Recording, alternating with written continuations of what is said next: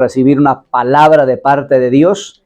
Y yo sé que toda palabra que proviene del Señor, toda palabra que proviene de lo alto, es una palabra que trae un bálsamo a nuestros espíritus, trae un bálsamo a nuestros corazones, trae un bálsamo a nuestro ser interior. Sin importar la situación, sin importar el motivo, la circunstancia, la razón en la cual nosotros estemos viviendo, la palabra siempre va a ser un remanente en nuestro espíritu, siempre va a ser un bálsamo, siempre va a ser esa fuente de agua que salte para vida eterna. Por eso nosotros tenemos que amar el oír la palabra de Dios. Abrace a su compañero y dígale: yo debo amar el oír la palabra de Dios. ¿Sí? Debemos amar el oír la palabra de Dios. De hecho, el Señor nos enseña que nosotros debemos ser muy, muy obedientes a la palabra de Dios. ¿Sí? Muy obedientes a lo que el Señor ha dejado para nuestra mentoría, nuestra tutoría, nuestra guianza. Y hoy día vamos a leer un pasaje muy interesante que está en el Antiguo Testamento. Si usted trajo la Biblia, por favor, acompáñeme al libro de Génesis, capítulo 45, verso 1. Libro de Génesis, capítulo 45, verso 1. Vamos a leer una historia de suprema importancia, una historia muy alentadora, una historia que tiene mucha enseñanza para el vivir de nosotros, que tiene mucha sabiduría. Además, es una historia bíblica, sí, es una historia entre el pueblo de Israel. ¿Cuántos ya lo tienen? El libro de Génesis 45:1. ¿Ya lo tenemos? Listo. Empezamos entonces con la lectura. Dice de la siguiente manera: no podía ya José contenerse delante de todos los que estaban al lado suyo, y clamó: haced salir de mi presencia a todos. Y no quedó nadie con él al darse a conocer José a sus hermanos. Entonces se dio a llorar a gritos, y oyeron los egipcios, y oyó también la casa de Faraón, y dijo José a sus hermanos: yo soy José, ¿vive aún mi padre? Y sus hermanos no pudieron responderle, porque estaban turbados delante de él. Entonces dijo José a sus hermanos: acercaos ahora a mí. Y ellos se acercaron. Y él dijo: yo soy José, vuestro hermano, el que vendisteis para Egipto. Ahora pues, no os entristezcáis, ni os pese de haberme vendido acá, porque para preservación de vida me envió Dios delante de vosotros.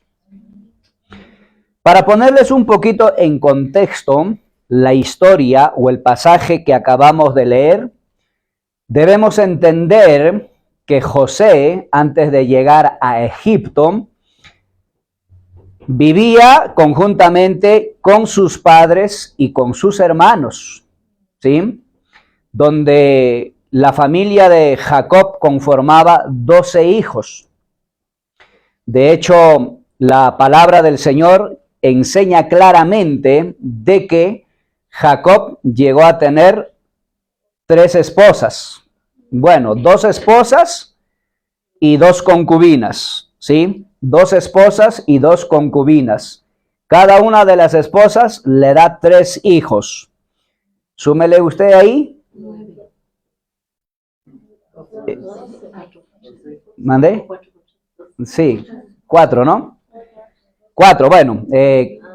4 hijos, cada una les da. Entonces, tenemos 12 hijos en total que conforman el linaje o la descendencia de Jacob, ¿sí? Pero sabemos históricamente que los hermanos odiaban a José. porque José era el hijo más amado de su padre, ¿sí? El hijo más amado de Jacob, porque tenía ciertas virtudes, tenía ciertas ventajas, porque Dios iba a utilizar la vida de José de una manera sobrenatural. De hecho, vemos a través de la palabra del Señor que Jacob le teje un poncho de muchos colores, ¿sí? Una túnica de muchos colores. Entonces, en aquellos tiempos, pues eso era una señal de que esa persona era la que iba a ocupar el primer lugar, era un indicio, porque no a cualquier tipo de persona se le ponía el tema de la túnica de colores. Y por alguna soberana razón de Dios, su padre, Jacob, le coloca la túnica, razón por la cual sus hermanos se ensañaron en ira, en enojo, en envidia, y no lo podían ver ni en pintura a José. No sé si es el caso de usted en su familia, con sus hermanos, no lo sé, pero es la historia que les acabo de contar es una historia verídica, es una historia que está registrado en los libros del Antiguo Testamento, y es una historia donde se relata, donde ilustra la actitud y la misericordia de Dios en toda situación de la vida de José. Y entendemos que cuando José es vendido por sus hermanos, como esclavo, por cierto, llega a la tierra de Egipto, ¿sí? Primeramente llega a las manos de Potifar, luego llega a las manos del faraón, ¿sí? Donde el resto de su vida, pues, literalmente se podría decir que Faraón tuvo gracia sobre José, porque Dios puso el querer como el hacer en el corazón de Faraón, para que Faraón le nombrara a José como gobernador de Egipto, ¿sí? Abrace a su compañero y dígale, por favor, la gracia del Señor sobrepasa el entendimiento humano, ¿sí? La gracia del Señor, la gracia de Dios sobrepasa el entendimiento humano, porque en nuestra cabeza humana, natural, no podemos concebir cómo es que José pudo haber llegado a ocupar una posición tan elevada y una posición tan importante en la casa de Faraón, en el reino de Faraón. En otras palabras, José mismo lo dijo en algún momento, que Faraón le ha dado toda la casa y toda la nación para gobernar, y está encima de todos, a excepción de Faraón.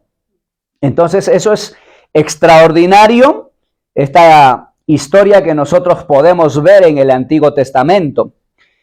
Y en el Antiguo Testamento relata esta historia simplemente un tema muy crucial, muy importante, en donde nosotros podemos ver que el amor acepta a los que nos han agraviado. Fíjese que cuántas veces José fue agraviado, cuántas veces José fue acusado, cuántas veces José fue lastimado, señalado, criticado, murmurado, entre muchas otras cosas, pero hay una particularidad que nosotros podemos resaltar de esta historia tan maravillosa, en donde José nunca en su vida albergó rencor, amargura, tristeza, enojo para con sus hermanos, para con las personas que le hicieron el daño. para con las personas que le vendieron, que le metieron a un pozo y luego le vendieron como esclavo, ¿sí? A los comerciantes que andaban por esa región. Entonces nosotros podemos entender claramente el amor grande, el amor sublime, el amor misericordioso del Dios triuno operando, obrando y morando en la persona de José. Al punto de que José declara más adelante de que la causa por la cual él llegó a Egipto no fue la causa por la cual sus hermanos le vendieron, sino fue la voluntad de Dios. Extraordinario. Entender y comprender que la situación que yo estoy pasando, la circunstancia que usted está afrontando, no tiene nada que ver con el pensamiento terrenal, no tiene nada que ver con las cosas naturales. Todas las cosas que suceden alrededor de nosotros suceden porque Dios tiene un propósito para mi vida. Porque Dios tiene un propósito para tu vida. Nada de las cosas que suceden alrededor de nosotros pasan por casualidad. Si alguien está enfermo en casa, dele la gloria, dele la honra y dele la alabanza a Dios.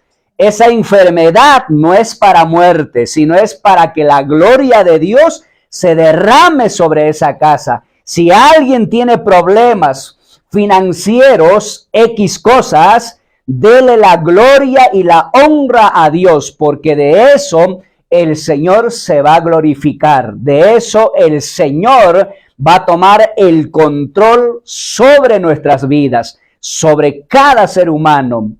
Entonces podemos entender que todo lo que sucede al entorno de nosotros no sucede por el azar de la vida. Sucede porque Dios tiene un propósito. Levante su mano y diga conmigo, Dios tiene un propósito conmigo. ¿Sí? Dios tiene un propósito contigo.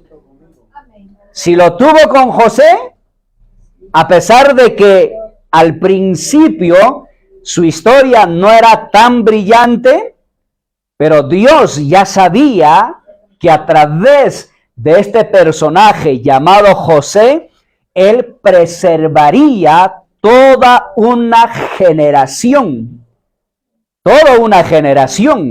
porque el que tiene llamado en el Señor tiene la capacidad de preservar su generación, tiene la capacidad de preservar su linaje. ¿Por qué? Porque Dios los ha apartado, Dios los ha separado para que nosotros sirvamos en aquello para lo cual el Señor nos ha asignado aquí en la tierra. Y José fue el llamado y el propósito de Dios, porque él en su generación preservó a los que iban a continuar con la obra y con el trabajo de nuestro Dios, porque de ahí es lo que se desprende todo lo que viene continuando, lo que es en el avance del reino de los cielos. Recuerde que Dios usa a diferentes personas en diferentes generaciones. ¿Se acuerdan de la generación de Noé? Toda su generación de Noé feneció por causa de la rebeldía, por causa del pecado. Y unas cuantas personas fueron preservados para que el propósito de Dios siga avanzando. Luego vemos la generación de Abraham. Dice que la generación de Abraham es la generación de los llamados. ¿Llamados a dónde? Llamados a salir, a pregonar, a predicar la palabra de Dios. Luego viene la generación de Jacob, de Isaac. Por eso la Biblia dice el Dios de Abraham, el Dios de Isaac y el Dios de Jacob. De Jacob nacen las 12 tribus, ¿sí? La descendencia. Y el más predominante de las 12 tribus es la tribu de Manasés, que sale del linaje de José. Y de ahí salen los levitas. Y así sucesivamente. De ahí viene lo que es Moisés. De Moisés viene la generación de Josué. Después viene la generación de David, la generación de los jueces, la generación de los profetas, la generación de Débora, etcétera y etcétera. Entonces, Dios siempre ha preservado personas claves y precisas para que se lleve a cabo el cumplimiento de su palabra, el cumplimiento de su propósito, el cumplimiento de su llamado. Toque el hombro de su vecino y dígale: tú eres la generación preservada para estos tiempos. ¿Sí? Somos la generación que Dios ha preservado para estos tiempos. Y eso es algo extraordinario que nosotros debemos darle gracias al Señor, porque Dios nos apartó a nosotros. Dios apartó tu vida, Dios apartó tu familia, Dios apartó a tus hijos. Y eso es algo que el Señor ha pensado desde antes de que nosotros naciéramos. Dice que nosotros ya estábamos en el pensamiento de Dios. Antes de que el mundo existiera, usted y yo ya habíamos sido predestinados. Diga conmigo: predestinados.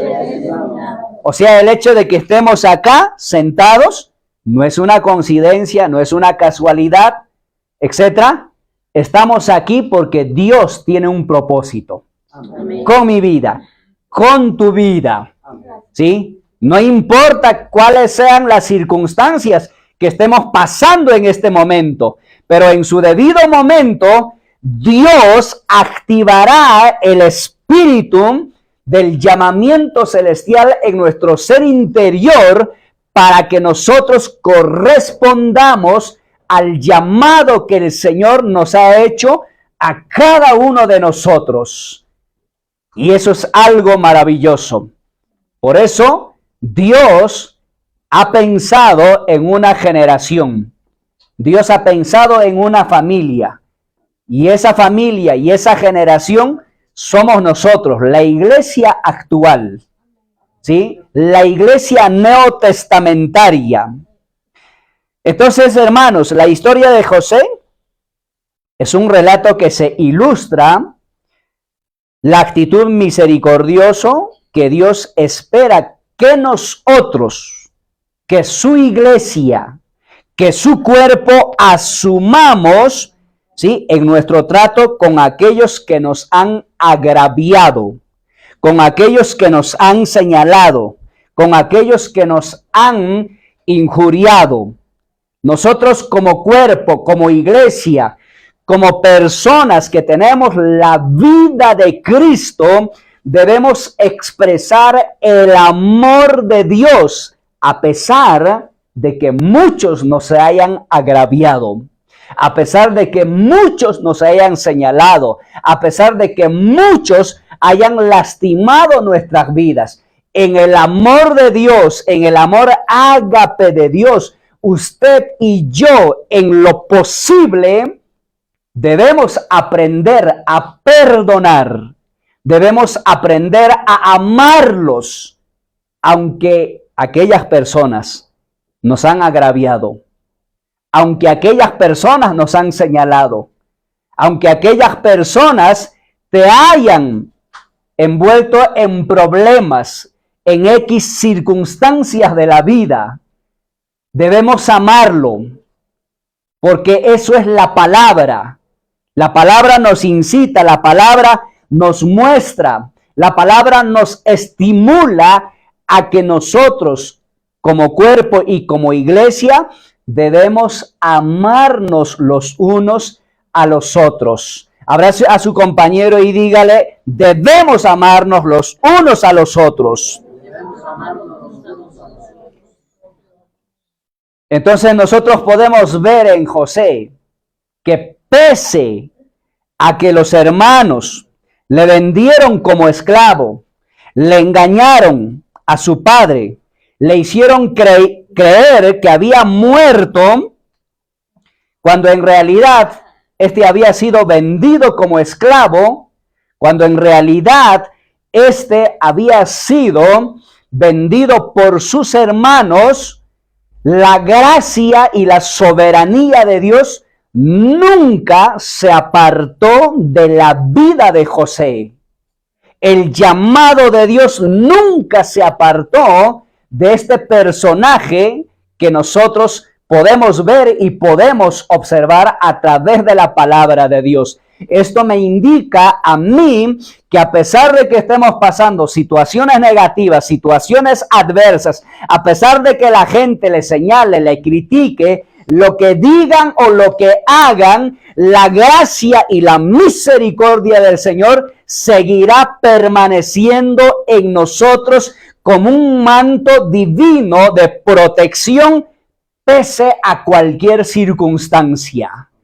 Porque si Dios te llamó, entonces Dios nos librará de cualquier circunstancia y de cualquier adversidad. Se pueden caer los cielos, se puede abrir la tierra, te puede perseguir un ejército de enemigos, pero si eres el propósito y eres el llamado de Dios, créame que nada ni nadie nos va a separar del amor eterno de Dios. Ni ángeles, ni principados, ni tribulaciones, ni lo alto, ni lo profundo, ni ninguna cosa nos podrá separar del amor de Dios. Porque los que son llamados en Él han sido predestinados desde antes de la fundación del mundo. Aplaude el nombre del Señor, amados. Aleluya. Aleluya. Por eso nosotros, como cuerpo y como iglesia, teniendo a Cristo en nosotros como nuestra naturaleza, como nuestra vida, debemos aprender de este personaje tan magistral y maravilloso que es Jesús. A Él por los poros le salía el amor. El perdonar no era problema para Él. Él no se ofendía por las cosas que le señalaban o por las cosas que le criticaban. Inclusive en la cruz dijo, Padre, perdónalos, porque no saben lo que hacen, no saben lo que dicen. Debemos llegar a esa madurez como cuerpo, como iglesia, y saber perdonar, saber amar a aquellos que nos han agraviado, a aquellos que en algún momento nos han lastimado, nos han señalado, hayan hecho lo que quiera de nosotros, hayan pisoteado nuestro nombre. A pesar de todo aquello, en el Señor debemos aprender a amarlos y perdonarlos. Porque cuando amamos y perdonamos a los que nos han ofendido, así como Dios nos perdona nuestras deudas o nuestras ofensas, entonces nosotros nos habremos quitado una mochila pesada de encima de nosotros y caminaremos en libertad. Caminaremos en quietud, en paz, en tranquilidad, porque eso es lo que la palabra del Señor nos muestra a nosotros. Es importante el perdón fraternal en cada uno de nosotros. Es importante expresar esta maravillosa virtud que es el tema del perdón. que es el tema del amarnos los unos a los otros. Abrace a su compañero, por favor, y dígale, ¿me amas? ¿Sí? Pregúntele, ¿me amas? Es necesario amarnos. ¿Sí? Con el amor de Dios, como iglesia, como cuerpo, debemos amarnos con el amor de Dios. Por eso hay diferentes tipos de amor. Está el amor ágape, que es el amor de Dios. Está el amor filial, que es el amor de familia. Está el amor eros, que es el amor del matrimonio. Está el amor estorge, que es el amor de la amistad. Hay diferentes tipos de amor. Y como cuerpo y como iglesia, nosotros debemos expresar el amor ágape. Debemos amar con el amor de Dios. No con el amor humano, sino con el amor de Dios. Entonces Dios espera que perdonemos y que ofrezcamos amor a aquellos que nos han agraviado, a aquellos que nos han ofendido. Hermanos, en la vida vamos a tener muchas pruebas. Vamos a tener muchos tropiezos. Vamos a pasar muchas vicisitudes. La vida son como los signos vitales. ¿Sí? Hay días que vamos a estar en la gloria y hay días que vamos a estar en el sótano 4 de la depresión. Hay días que vamos a caminar en línea recta. ¿Sí? Hay días que vamos a caminar sin rumbo alguno, perdido de nuestra identidad, perdido de todas aquellas cosas. Hay días que la gente nos va a señalar, hay días que la gente te va a poner en un pedestal y hay días que la gente te va a hundir. Entonces, la vida son como los signos vitales. Pero, ¿qué es lo que nosotros debemos aprender? Debemos aprender a vivir como Pablo declaró. ¿Sí? Pablo dijo, sé vivir en abundancia y sé vivir en escasez. Me sé gozar en la pobreza y en la abundancia. En todo y por todo estoy contento. Cuando usted y yo entendemos esto, literalmente vamos a dejar de vivir del comentario, de las opiniones de las personas. Porque no vivimos de ello. Vivimos de lo que dice Dios de mi persona. Dios nos mira con ojos diferentes, con ojos de ternura, con ojos de amor, porque para el Señor somos la niña de sus ojos. Entonces, por eso nosotros debemos aprender a perdonar. Debemos ser personas que ofrezcamos amor a aquellos que nos han agraviado. En el amor humano va a ser imposible a que usted vaya a pedirle perdón a aquella persona que le haya ofendido, o que esa persona venga donde usted y le pida perdón. Va a ser imposible que sienta ese deseo y ese anhelo. Pero en el amor del Señor todo se puede. Porque el amor de Dios cambia las cosas negativas en cosas positivas. Las adversidades lo transforma en cosas de edificación, en cosas que realmente traen vida a nuestro ser interior. ¿Cuántos dicen amén? Amén. Aleluya. Quiero leerles una vez más Génesis 45:1. Dice, no podía ya José. Fíjese la historia de José. Acá nosotros vemos cómo José ofrece el amor para con sus hermanos, el amor para con las personas que les había agraviado.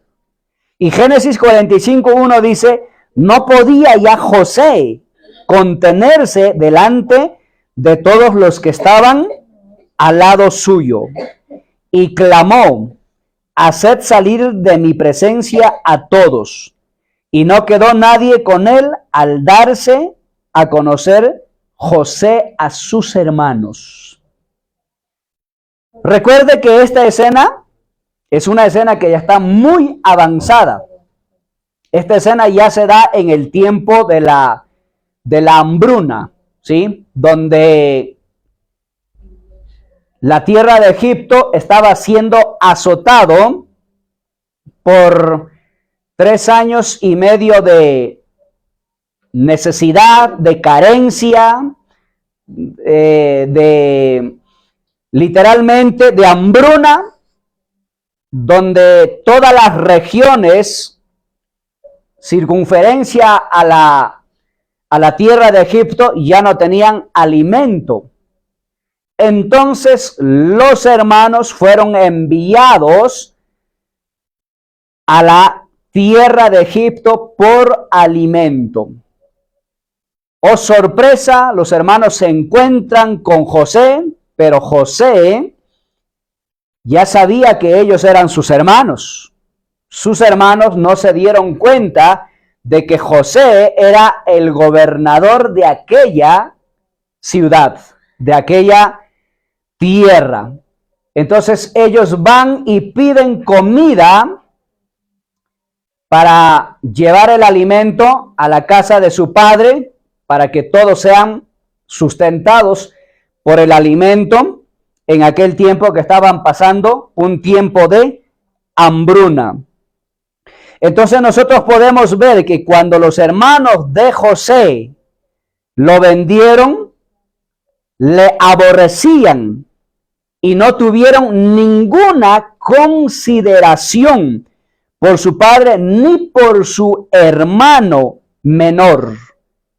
O sea que estos hombres no tenían sentimiento alguno para con su hermano ni para con su padre. La actitud y el espíritu con que Judá le habló a José en la tierra de Egipto, de que ellos iban por alimento, de que ellos iban para llevar sustento a su padre, le conmovió a José. Porque Judá se expresó: nosotros hemos sido enviados por nuestro padre a la tierra de Egipto. Nosotros venimos de una descendencia de 12 hermanos, pero uno de ellos se murió, ¿sí? Fue devorado por el león. Hasta ahí todavía seguían siendo mentirosos, ¿sí? Nuestro padre, que ya está muy anciano, aún vive. Y nuestro hermano Benjamín, que es el último hijo de mi padre que tuvo en su vejez. Y José le dijo: tráiganme a Benjamín para comprobar verdaderamente si ellos habían cambiado o no de parecer con este hermano menor.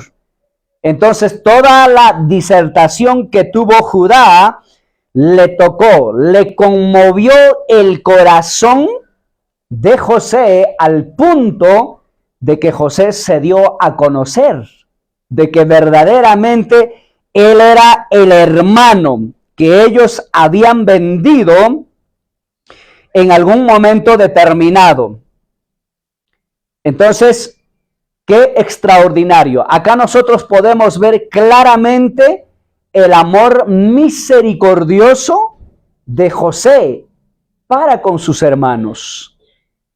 José en ningún momento les echó la culpa. José en ningún momento les reclamó. José en ningún momento les señaló diciendo: tú eres esto, lo uno y lo otro, ¿sí? Más bien José dijo: todas estas cosas que han sucedido, ha sucedido porque estaba en la voluntad de Dios. Fue de parte de Dios el que yo llegara a este lugar. Fue de parte de Dios el que yo sea gobernador de la tierra de Egipto. Ya estaba predestinado que eso iba a suceder. Entonces, podemos ver cuán espíritu noble y amoroso tenía José para con sus hermanos. ¿Alguno de los que estamos aquí tendrá ese espíritu noble, ese espíritu amoroso para con su hermano, para perdonar el agravio que le han hecho, para perdonar el error y la falta que han cometido en contra de nuestra vida? ¿Cuántos dicen amén? Amén. Aleluya. Génesis 45:4 dice: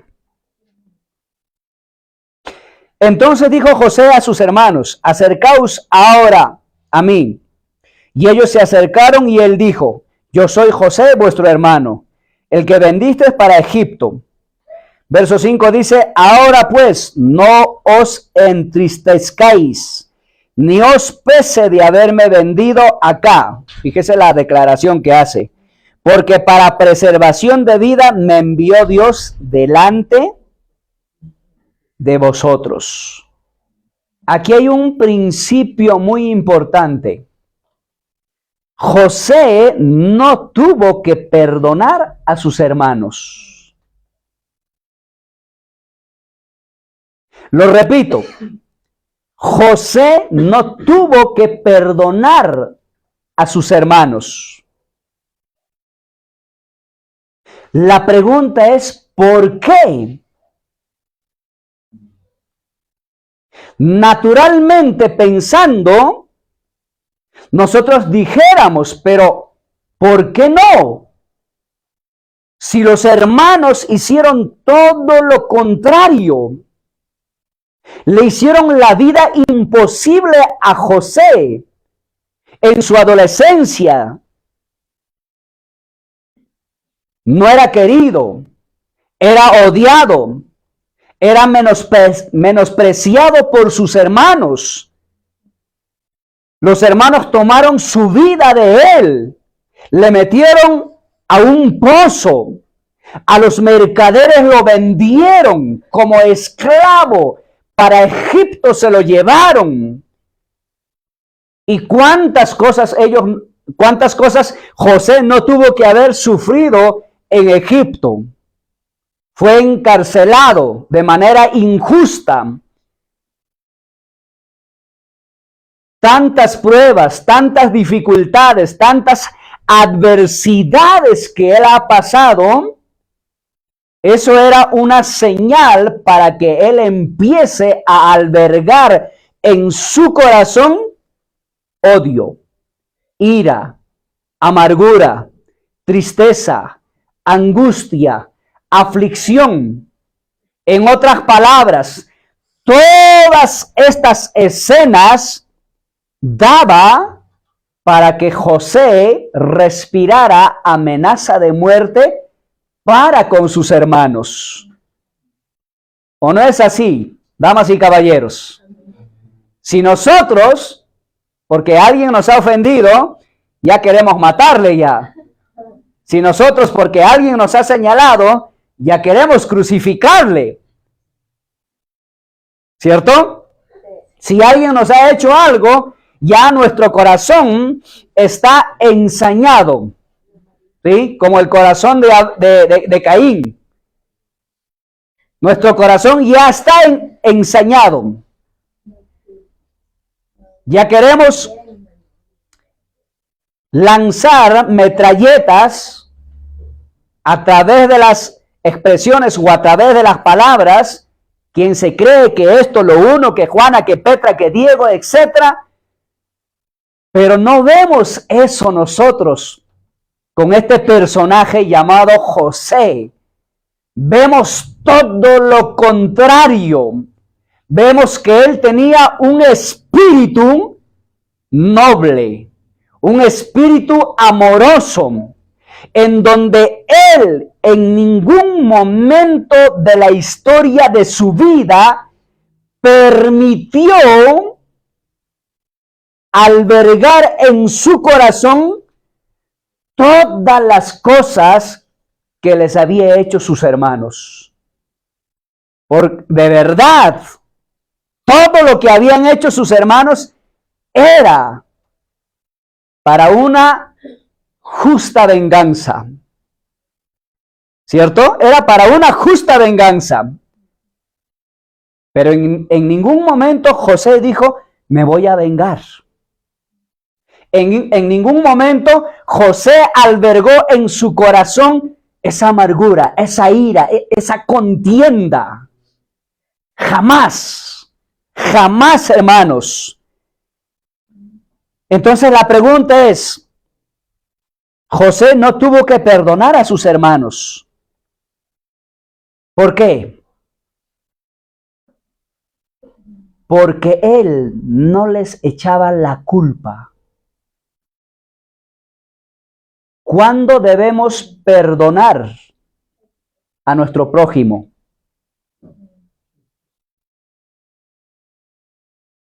¿Aló? ¿Cuándo debemos perdonar a nuestro prójimo? Cuando yo creo que la otra persona tiene el error. Cuando yo le echo la culpa a la otra persona. Porque cuando yo le echo la culpa a la otra persona, estoy diciendo que la otra persona me lastimó a mí. Y aquí vemos claramente que José no tuvo que perdonar a sus hermanos porque él nunca les culpó. Entonces, si no hay culpa alguna, ¿por qué tiene que perdonar a sus hermanos? ¿Aló? Si no hay culpa alguna, ¿por qué José tiene que perdonar a sus hermanos? Solo pedimos perdón y perdonamos porque hemos albergado en nuestros corazones ira, rencor, ofensa, etcétera y etcétera. Y podemos ver claramente aquí que José tenía el corazón limpio, puro, genuino, verdadero, sincero. Él jamás en su vida depositó palabras negativas. Las acciones que sus hermanos habían hecho, jamás lo depositó en su corazón. Es decir, nunca permitió ingresar cosas negativas a su corazón, José. Por eso él nunca tuvo que perdonar a sus hermanos, porque sus hermanos no tenían ninguna falta, aunque humanamente sí, pero hablando en el espíritu, no tenía nada que perdonarlos, porque nunca guardó José ninguna cosa negativa en su corazón. O sea, fíjese el martirio que tuvieron que pasar sus hermanos después de haberles vendido para Egipto como esclavo a los mercaderes. ¿Quién cree que sufrió y llevó la carga y el remordimiento toda su vida? ¿José o sus hermanos? José ni siquiera pensó en eso. José ni siquiera estaba meditando en las cosas que sus hermanos le habían hecho. Su prioridad para él era otro. Su prioridad para él era preservar el remanente de su pueblo para que el llamado de Dios se cumpliera, porque él entendió que todas las cosas que le habían sucedido no eran por la voluntad de sus hermanos, sino era por la voluntad del Padre, por la voluntad de Dios, porque sabía que a través de la vida de José, Dios iba a abrir una brecha de bendición, iba a traer una generación, que esa generación seguiría creciendo para que su palabra de Dios se expanda hasta los confines de la tierra. Amén. Qué tremendo, hermanos. Qué extraordinario. Entonces, usted va a perdonar a alguien porque realmente albergó algo en su corazón. ¿Sí? Ya sea ira, ya sea rencor, etc. Pero si usted no albergó nada, usted ni siquiera tiene por qué perdonar a la persona, ni siquiera tiene por qué echarle la culpa. José no tenía por qué perdonar a sus hermanos, porque jamás en la vida él albergó cosas negativas en su corazón. Él recibió como procedente de Dios todo cuanto a sus hermanos le hicieron, y más bien él los consoló a quienes les habían ofendido. Qué extraordinario. ¿Usted podría consolar a quienes les han ofendido? En el amor natural, imposible, pero en el amor ágape, sí lo podemos lograr. ¿Sí? Fíjese lo que pasó. Génesis 45, 5 dice, ahora pues no os entristezcáis, ni os pese de haberme vendido acá, porque para preservación de vida me envió Dios delante de vosotros. Pues ya ha habido 2 años de hambre en medio de la tierra, y aún quedan 5 años, en los cuales ni habrá arada ni siega, y Dios me envió delante de vosotros para preservaros posteridad sobre la tierra y para daros vida por medio de gran liberación. Así pues, no me enviéis acá vosotros, sino Dios, que me ha puesto por padre de Faraón y por señor de toda su casa y por gobernador en toda la tierra de Egipto. Si usted salta a Génesis 50:15, Génesis 50:15 dice, y viendo los hermanos de José que su padre era muerto, dijeron, quizás nos aborrecerá José y nos dará el pago de todo el mal que le hicimos. Y enviaron a decir a José, tu padre mandó antes de su muerte, diciendo, así diréis a José, te ruego que me perdonéis ahora la maldad de tus hermanos y su pecado, porque mal te trataron. Por tanto, ahora te rogamos que perdones la maldad de los siervos del Dios de tu padre. Y José lloró mientras hablaba. Fíjese aquí. Y José lloró mientras hablaba. Vinieron también sus hermanos y se postraron delante de él y dijeron, henos aquí por siervos tuyos. Y les respondió José, no temáis, ¿acaso estoy yo en lugar de Dios? Vosotros pensáis mal contra mí, mas Dios lo encaminó a bien para hacer lo que vemos hoy, para mantener en vida a mucho pueblo.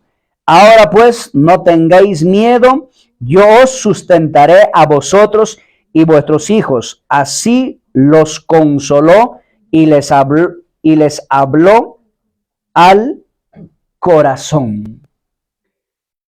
¿Qué vemos en este pasaje o en estas escenas que acabamos de leer, hermanos? Vemos cuánta gracia y cuán excelente espíritu tenía él. Cuánta gracia derramado sobre sus hermanos. Cuán excelente espíritu espíritu noble tenía José para perdonar a sus hermanos? Abrace a su compañero y dígale, por favor, ¿estás en la capacidad de perdonar a quienes te han agraviado? Amados hermanos, cultivemos este espíritu de gracia. Cultivemos el espíritu de nobleza. Ese espíritu excelso que José tenía. Y él lo tenía a través de la palabra de Dios. Porque había un Dios que moraba, un Dios que habitaba en él, en su corazón. En otras palabras, era la persona de Cristo mismo, habitando en él, habitando en su corazón. Entonces vemos que José jamás en la historia de la vida albergó ninguna ira, ningún rencor, nada por el estilo. Jacob tampoco tuvo que perdonar a sus hijos, porque él tampoco les echaba la culpa a sus hijos. Porque aquí tenemos dos personajes. Por una parte está José, el más afectado, hablando naturalmente. Pero por otra parte también está su padre Jacob, que él también fue afectado por la pérdida de su hijo José, porque los hermanos le hicieron creer que fue devorado por un león, cuando no fue así en realidad. Entonces, como era el hijo más amado de Jacob, imagínese al saber que su hijo más amado murió devorado por un león. ¿Cómo cree que usted se va a sentir? Hecho pedazos. Pero posteriormente, la palabra mismo nos muestra a nosotros que Jacob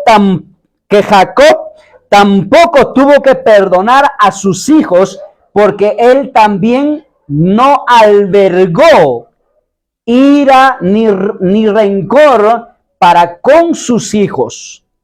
José tuvo que haber albergado ira, rencor para con sus hermanos y Jacob para con sus hijos.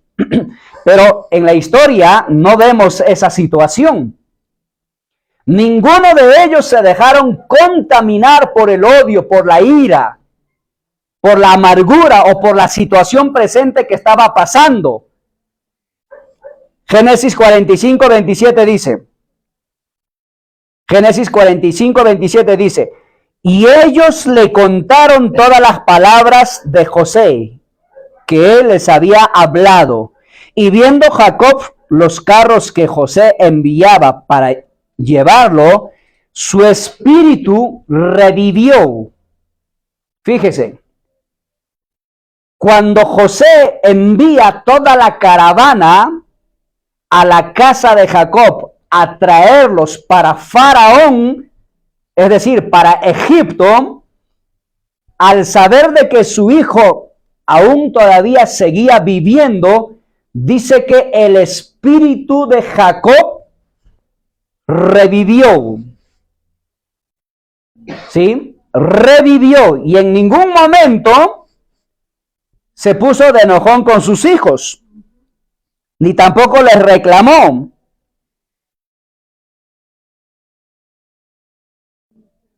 Su espíritu revivió. Verso 28 dice, entonces dijo Israel, basta, José mi hijo vive todavía, iré y le veré antes que yo muera.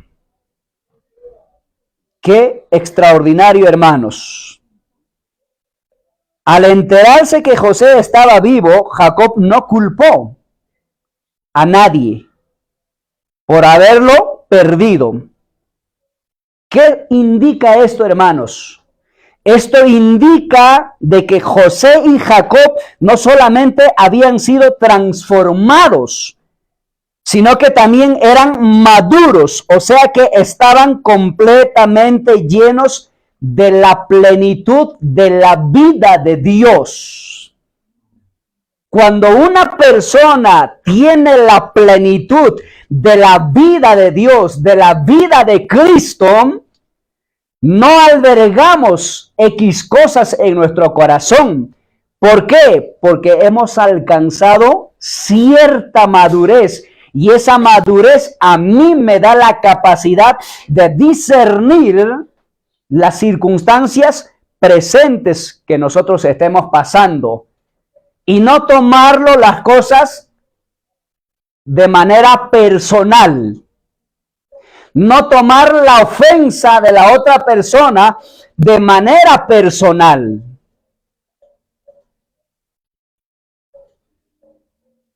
Jamás José y Jacob tomó las ofensas de manera personal, sino ellos hubieran estado en el sótano 4 de la depresión, tristecitos, enojados, amargados, vengativos, etc. Génesis 45:26 dice, y le dieron las nuevas diciendo, José vive aún, y él es señor en toda la tierra de Egipto. Y el corazón de Jacob se afligió porque no lo creían. ¿Sí? No lo creían. 27 dice, y ellos le contaron todas las palabras de José, que él les había hablado, y viendo Jacob los carros de José, que José había enviado para llevarlos, su espíritu revivió. Abrace a su compañero y dígale, su espíritu revivió. ¿Sabes cuál es la enseñanza aquí? Su espíritu revivió. Esto literalmente indica que hubo una separación del alma con el espíritu. Vuelvo y repito, que el espíritu de Jacob haya vuelto a revivir, esto indica que se había producido una separación entre el alma y el espíritu. No sé si me están entendiendo. Qué tremendo, hermanos. ¿Cuál es la enseñanza central de esta mañana? Es que mientras que usted y yo no separemos la vida del alma con la vida del espíritu, seguiremos siendo personas naturales, personas ordinarias. Personas que alberguen ira, rencor, circunstancias X que haya pasado en nuestras vidas, seguiremos abrazados a aquello. ¿Por qué? Porque todavía está latente la vida del alma. Y recuerde que en la vida del alma habita las emociones, habita los sentimientos, habita la toma de decisión, habita la voluntad, y el ser humano hoy día sigue luchando con la parte de su alma, porque el espíritu a la verdad está dispuesto, el espíritu a la verdad está dispuesto para adorar, para exaltar, para glorificar el nombre del Señor, pero la parte de la vida del alma nos lleva a hacer lo que no queremos hacer, como dijo el apóstol Pablo. Entonces aquí podemos ver una enseñanza tan magistral, un principio tan importante, que al revivir la vida, ¿sí?, de Jacob, dice que su espíritu revivió. Esto indica que hubo una separación. de la vida del alma con la vida del espíritu. Porque en la vida del espíritu se produce la vida increada que nosotros portamos en nuestro ser interior. En la vida del alma, mire, se los pongo de esta forma. La vida del alma es ofensivo. Y la vida del espíritu es inofendible. Otra vez, la vida del alma es ofensivo, se ofende. Si yo le digo algo en esta mañana, algo negativo, peyorativo, usted se va a ofender. Y ahora, ¿quién se cree él? Ni mi mamá me lo dice así. Va a salir de aquí ofendido porque la vida de su alma se ofendió. Pero si usted recibe en el espíritu es inofendible. Por eso, José y Jacob llegaron a una madurez en donde ellos no vivían apegado a la vida de su alma, sino que ellos se sujetaban al gobierno y a la disciplina del Espíritu del Señor, a la disciplina de la palabra de Dios. Ellos eran gobernados por el Espíritu Santo, no por la carne, no por las emociones. Por eso eran hombres inofendibles. No se ofendían por nada. Por eso José nunca albergó en su corazón, porque él sabía en su ser interior que era mejor obrar en la vida increada, en la vida Zoe, en la vida de Dios, que sujetarse a la vida del alma.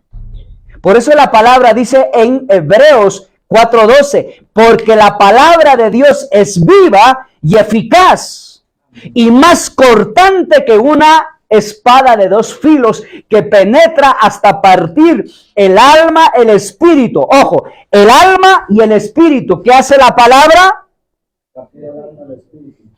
Puede partir, puede producir una separación de la vida del alma con la vida del espíritu, que discierne los pensamientos, el tema de las coyunturas, etcétera y etcétera. Por eso la palabra del Señor es poderosa. La palabra de Dios es como esa espada de dos filos que separa la vida del alma de la vida del espíritu y nos incita a que abracemos a vivir bajo el gobierno de Dios, bajo la disciplina de Dios.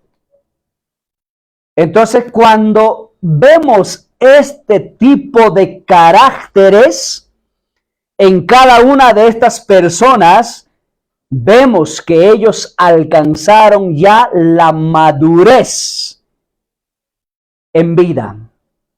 Cuando tú eres inofendible, eso es señal de que ya hemos alcanzado la madurez en vida, es decir, la madurez en Cristo. ¿Sí? Pero si todavía te estás ofendiendo, estamos en pañales. Abrace a su compañero y dígale, si todavía te ofendes, estás en pañales. Pero abrácelo y dígalo, por favor. Hágaselo saber. Hasta para medir si todavía se ofende o no. ¿Sí me explico? ¿Sí? Entonces, cuando usted ya no sienta ninguna ofensa, ya no sienta ninguna herida en su ser interior por X cosas que diga la gente, que hable la gente, eso me muestra a mí que usted y yo hemos alcanzado la madurez en vida, la madurez en Cristo, la madurez en la palabra, la madurez en el Espíritu del Señor. Pero entre tanto que si algunos todavía no han alcanzado la madurez plena, debemos seguir perseverando. Debemos seguir aferrándonos a Dios. Debemos seguir aferrándonos a la palabra, oración, lectura, congregarnos, reunirnos como cuerpo, para que a través de estas acciones podamos ser confirmados, afirmados, cimentados en la verdad que es Cristo en nosotros como nuestro todo. ¿Cuántos dicen amén? Denle ese fuerte voto de aplauso al Señor. Aleluya, Señor. Entonces, amados hermanos, para concluir en la enseñanza, en lo posible de nuestras vidas,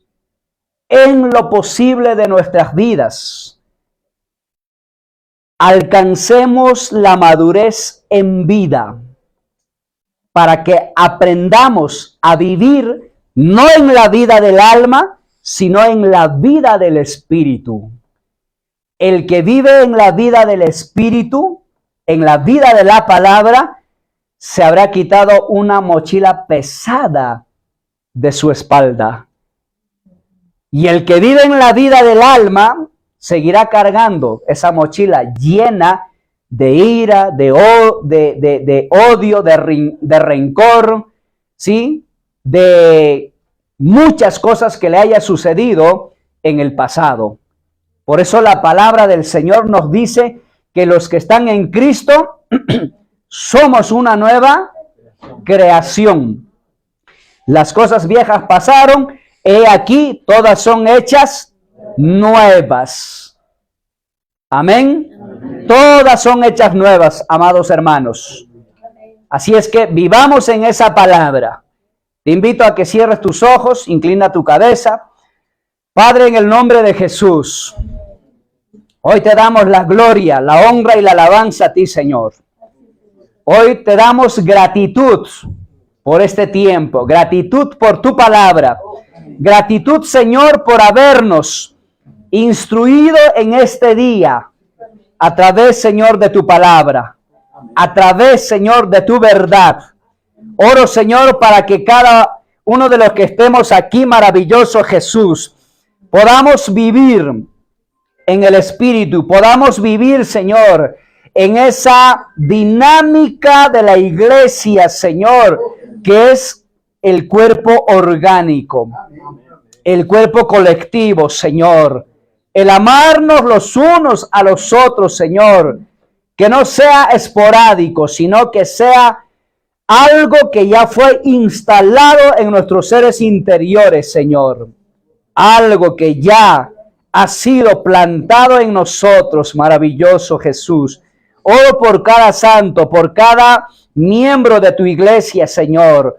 Oro, Señor, para que ellos sean despertados a tu palabra, despertados, Señor, al propósito eterno que tú tienes para contigo, Señor. Oro, maravilloso Jesús, quienes están, Señor, detrás de la cámara, Señor, escuchando este mensaje, esta palabra de vida, maravilloso Jesús. Los bendecimos, Señor, donde quiera que ellos se encuentren, Señor, independientemente del lugar geográfico, Señor, en la cual estén, Padre amado, Señor. Soltamos bendición, Señor. Declaramos cielos abiertos, maravilloso Jesús, para cada persona, para cada hombre, Señor, para cada ser humano, maravilloso Jesús. Declaramos sanidad, liberación, Señor, abundancia de tu palabra en el nombre de Cristo Jesús, Señor. Y te decimos, Señor, en esta mañana que te amamos, que te honramos, que te adoramos, te exaltamos, Señor, con todo nuestro fuero interior. Maravilloso Jesús. Gracias, papá. Gracias en el nombre del Padre, del Hijo y del Espíritu Santo. Amén y amén y amén. Vamos a darle ese fuerte voto de aplauso al Rey de Reyes y Señor de Señores. Aleluya, sí, Señor.